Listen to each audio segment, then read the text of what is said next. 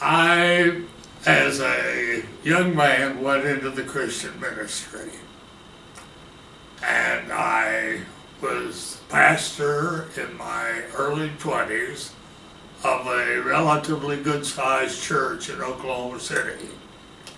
And Wings Over Jordan Choir, which was a African-American choral group of 12 singers that performed every Sunday morning on NBC radio. It wasn't any television then, but radio. But the local church had the responsibility of keeping the kids, the singers, overnight, giving them breakfast.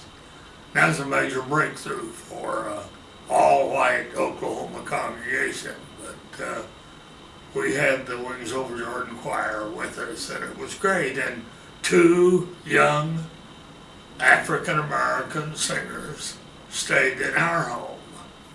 Well, one of the girls who was staying with us got sick, not seriously, but sick. And so we asked her to stay on with us for 2 or 3 days until she felt more like traveling. And she was Yvonne McCall from Coshocton, Ohio. But it came time 2 or 3, maybe 4 days later, for her to leave to go home to Ohio. I took her down to the Santa Fe station to catch the train. And I'd been in that station lots of times. But we walked in, and I headed immediately for the only waiting room that I'd ever used. And we got to the door, and I turned around, and she wasn't there, and she was standing outside saying, "I can't go in there." And for absolutely the first time in my life, I knew, not intellectually, but in my guts, what segregation was all about. There was just a blatant insult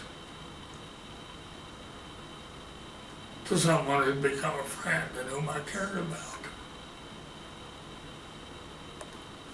But that was one of the epiphanies in my life, one of the moments when things that you have intellectual sense about, but never really have felt. And I knew then that somehow or other I had to spend my life trying to overcome this. I think all of us who were involved in the movement, either on the front lines or on the fringes, had a pretty much of a Pollyanna attitude. We really believed we shall overcome, but thought it would be a lot better than it is now. And I'm not one of those who say that nothing has changed, because a lot has changed. I'm still an optimist. I just believe there's something in the human spirit that is going to prevail.